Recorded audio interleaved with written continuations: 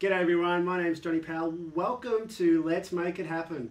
What is Let's Make It Happen? Well, Let's Make It Happen is a show profiling human interest stories and social justice stories. What that means, we get a whole bunch of cool people interesting in the community, doing lots of fun things, really helping others and being inspired. And we hope that you will get inspired by seeing these people and also want to help your local community. The reason I've got the racy red wagon today is we're at the Hobson's Bay Men's Shed in Altona. These guys do really cool stuff. They help each other with men's health issues. They make lots of things. They get out in the broader community in Hobson's Bay. So we are gonna let's make it happen. Getting all the blokes together in a facility of this size is no mean feat logistically, and of course we need someone to coordinate that. And that's why we're chatting with Daniel Kuiper, who runs the show. G'day, mate. There you go, mate. Excellent. Yeah, thanks very much for firstly inviting us around today to talk about Hobson's Bay Men's Shed. So you've got 160 odd blokes here, shedders, as they're called. Now you must see and hear everything. You must experience the whole gamut. They must come in for a whole bunch of reasons. Just talk us through some of the reasons that they might come in. Interestingly enough, it's not just the reasons that they come in. It's more about the benefits that they get from the place across the board. There are a lot of the guys will come in here because it's a companionship thing, and you know they love to be around other blokes. It's the real Australian garage sort of mentality.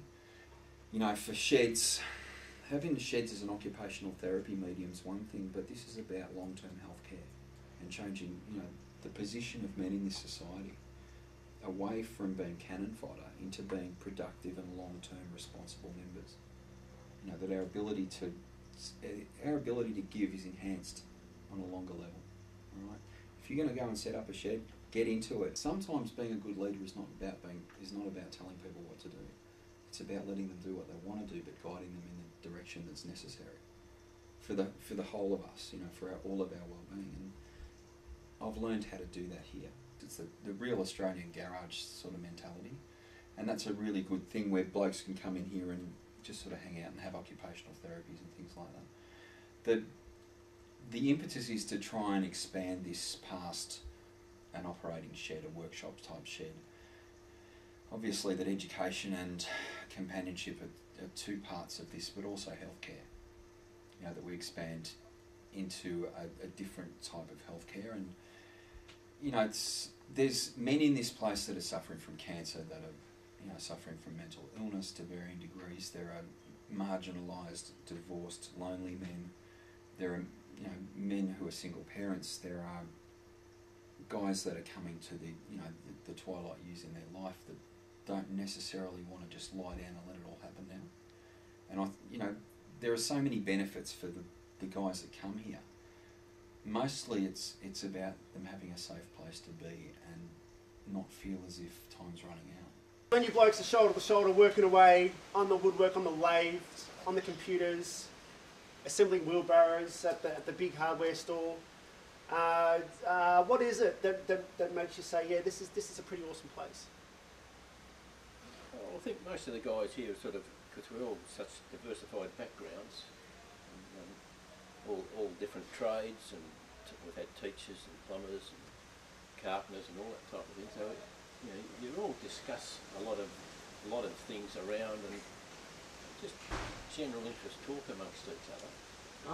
What's really cool about it is that we work together as a group, as a team,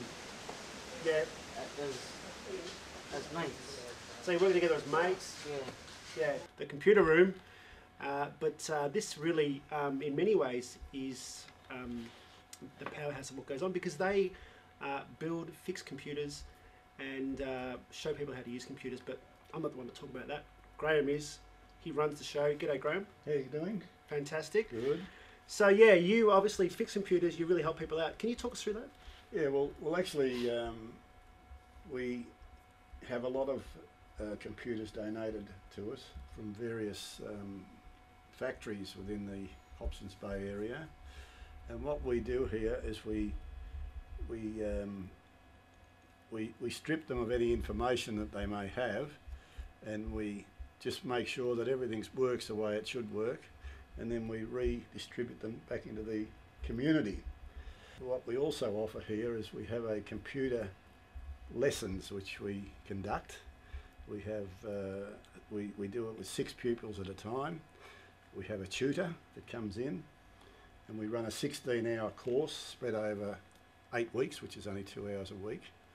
Now, Julie, you're a lady member of the Men's Shed, and there are only a few from what I've been told from the other blokes.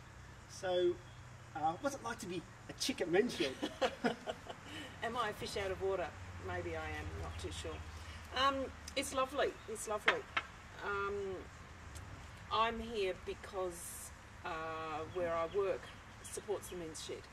I'm the coordinator of the Spotswood Community House, and the Men's Shed has kind of been one of our projects that we've continued to support, and it's been such a lovely project that I've ended up staying with it, and I'm currently the secretary, so I'm on the committee of the Men's Shed. But yeah, it's been a good project that we've enjoyed supporting and had a great time watching it develop and meeting all the blokes. It's been really good.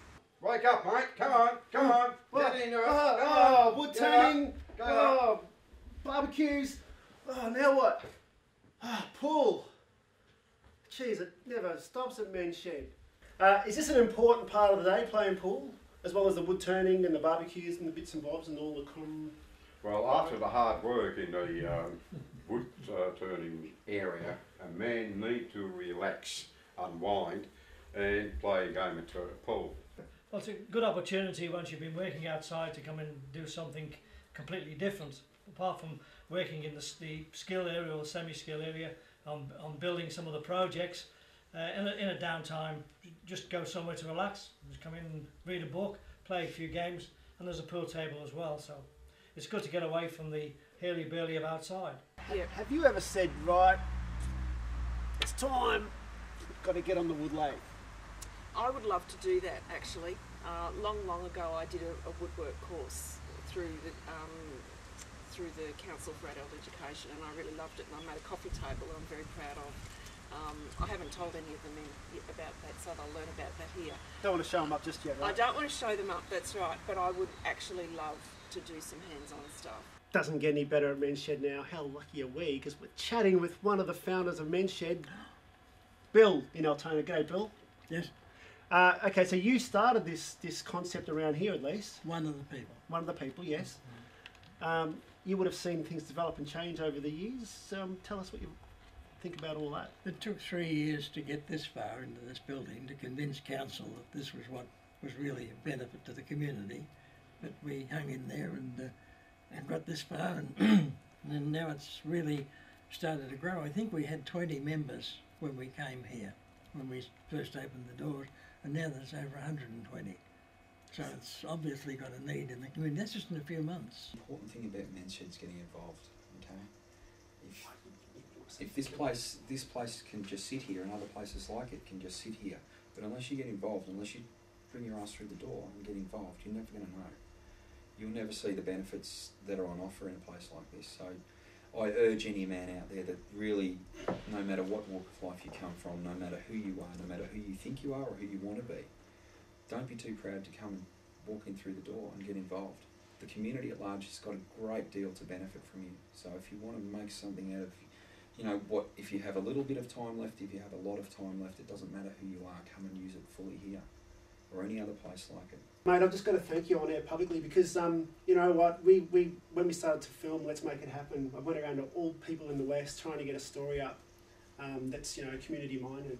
And you were the very first person that just gung-ho said, yes, let's do this, let's make it happen. So I appreciate that. Thank you so much. Thank you so much for coming down. Yeah. If you're watching this and you think, oh, maybe I should get involved in the local Men's Shed, I don't know, please get involved.